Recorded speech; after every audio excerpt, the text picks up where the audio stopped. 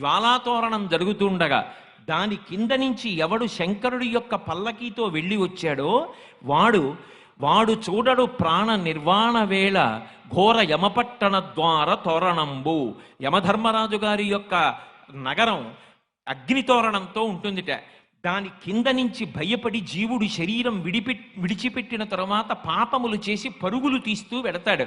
అలా వెళ్ళవలసిన అవసరం లేకుండా కార్తీక పౌర్ణమి నాడు ఎవడు శపథం చేసి స్వార్థంతో కేవలం పాపములు చెయ్యకుండా ఇక పైన 10 మంది గురించి ఆలోచించి సమాజం గురించి ఆలోచించి అందరూ నా అన్నదమ్ములు అక్క చెల్లెళ్ళన్న భావనతో త్రికరణ శుద్ధిగా బ్రతుకుతానని కోరుకుంటాడో అటువంటి వాడి పాపములు తొలగతోసి నేను అండగా ఉండి అక్కడ దూరవలసిన జ్వాలాతోరణానికి బదులుగా ఇక్కడ జ్వాలాతోరణం కింద నేను అండగా ఉండి నిన్ను తీసుకొస్తున్నాను.